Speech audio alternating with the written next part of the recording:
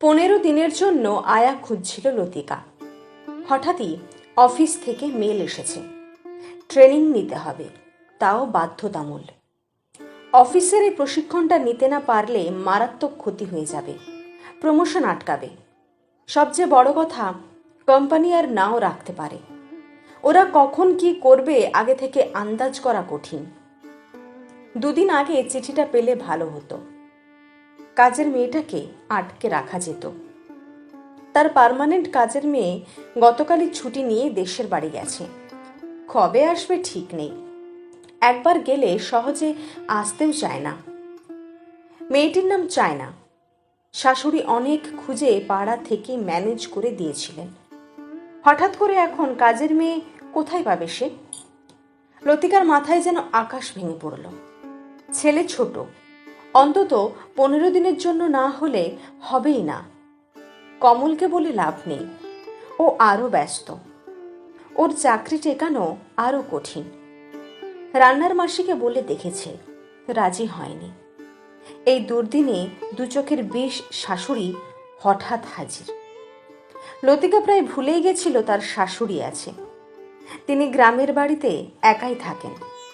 দীর্ঘদিন তারা কোনো খোঁজ খবর রাখে না, ভুলে যাবারই কথা। শাশুড়ির সঙ্গে তাদের সম্পর্ক ভালো নয়।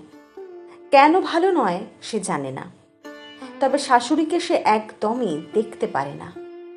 কেন পারে না তাও জানে না। মোট কথা তার ভালোই লাগে না। ছেলে হবার পর কমল যেন বাড়িতে টাকা না পাঠায় সেজন্য সে অত্যন্ত সতর্ক দৃষ্টি রাখে। তারা দুজন মিলে যা আয় করে তাতে ছেলের ভবিষ্যৎ গড়ে তোলা মুশকিল। বেসরকারি স্কুলে পড়া, মেডিকেলে চান্স পেলে তার খরচ, এসব ভেবে সে তটস্থ হয়ে আছে। একেই কাজের মেয়েটা হাওয়া। তার উপর শাশুড়ির এই হঠাৎ আগমনে লতিকা অত্যন্ত চটে উঠল। সামনাসামনি কিছু বলতে না পেরে সমস্ত রাগ গিয়ে পড়ল কমলের ওপর। সে ভাবল, কমল দীর্ঘদিন টাকা পাঠায় না, নিশ্চিত বুড়ি টাকা চাইতে এসেছেন। লতিকা যা ভেবেছিল ঠিক তাই। রবিবাসরীয় দুপুরের আহারের পরপরই আশালতা দেবী হেসে ছেলেকে বললেন, কমল, আমাকে কিছু টাকা দিস। অনেক দিন দিস না, ভাবছি কয়টা দিন থাকবো। অনেক দিন তোরে দেখি না, নাতিটারও দেখি না। শাশুড়ির বাক্য শুনে লতিকার মুখখানি বিবর্ণ হলো। নাতি দেখার নাম করে বাহানা করতে এসেছেন। এমনিতেই সে অফিস বাড়ি করে নাজেহাল। এর ওপর শাশুড়ি জুটলে বিষয়টা বাড়াবাড়ি হয়ে যাবে, হাঙ্গামা বাড়বে। এ সময় চায়নাও বেপাত্তা। কমল মায়ের কথায় হ্যাঁ না বলল না। অনেকক্ষণ লতিকার মুখের দিকে তাকিয়ে থেকে একটুখানি হাসল। আসলে তার হাসি লতিকাকে খুশি করার মরিয়ায় প্রয়াস।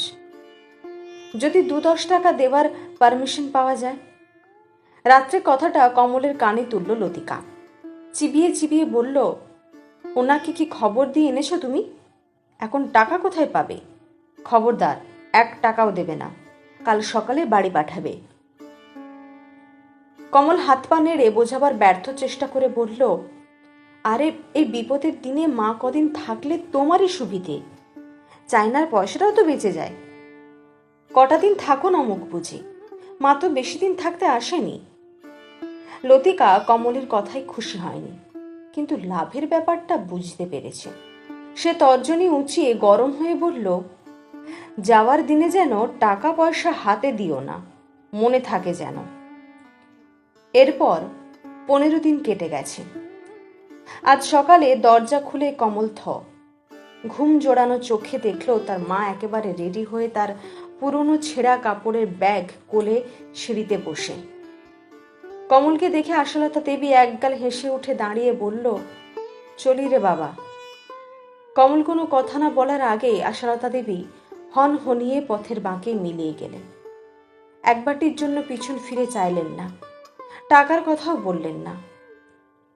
আশালতা দেবীর কথা লতিকার কানে পৌঁছেছিল।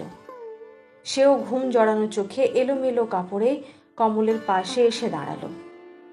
ব্যাপারটি বুঝতে তার সেকেন্ড সময় লাগলো না, বরং কমলকে ওইভাবে দাঁড়িয়ে থাকতে দেখে একটা খোঁচা দিয়ে বলল, মায়ের পিছে পিছে তুমিও যাও, গিয়ে আর কটা টাকা দিয়ে এসো। লতিকার কথায় কমল মারাত্মক বিরক্ত হলো, দুঃখ পেল, কিন্তু মুখে কিছু বলতে পারল না। কাল রাতেই চায়না ফিরে এসেছে, সেও উঠে এসেছে। এখন এই সকালে বাদানুবাদ মোটেই শোভনীয় নয়। কমলের ইচ্ছে ছিল গোপনে হলেও মায়ের হাতে কটি টাকা দেয়।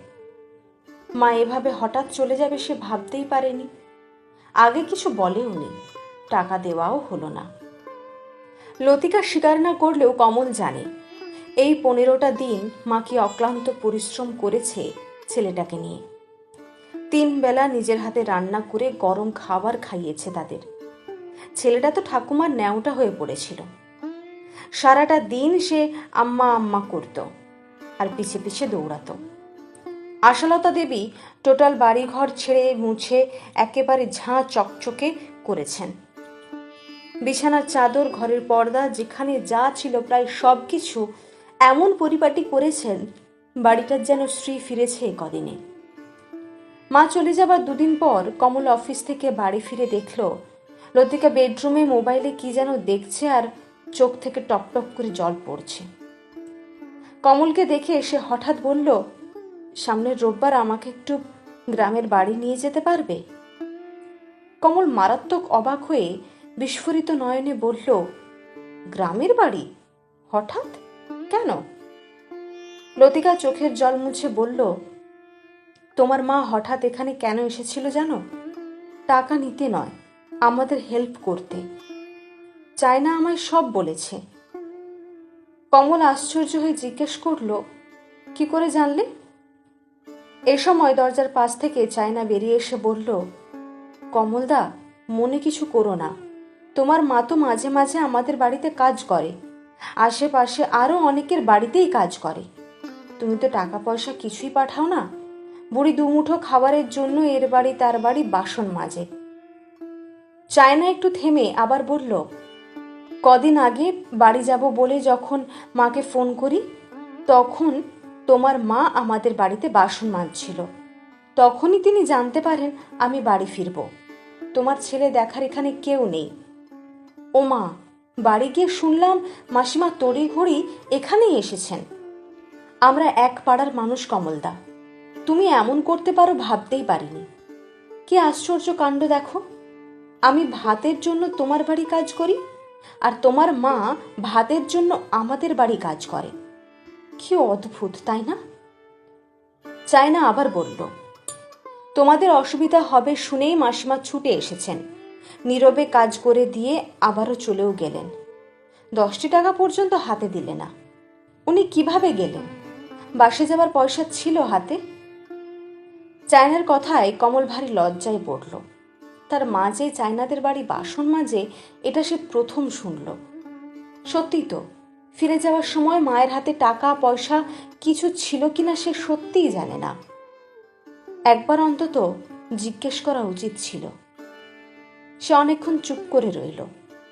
তারপর প্রসঙ্গ পাল্টানোর জন্য বলল, মা তোদের বাড়ি সত্যিই বাসন মাজে?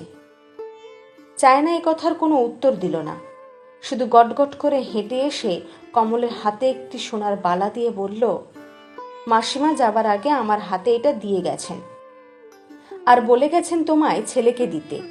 নাও ধরো। কমল সোনার বালাটি অনেকক্ষণ ঘুরিয়ে ফিরিয়ে দেখে বিস্মিত হয়ে চায়নাকে বলল, এ তো অনেক দামি জিনিস রে, মা এত টাকা কোথায় পেল?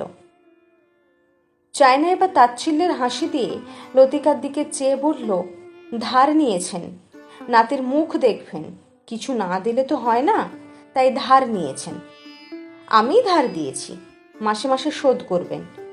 তোমরা তো কিছুই দিলে না, শুধু নিলে। আর কিছু শুনবে? আর কিছু? বলেই চায়না মুহূর্তে কেঁদে ফেলল। তারপর 2 হাতে চোখ মুছে ধীরে ধীরে বসে পড়ল মেঝেতে।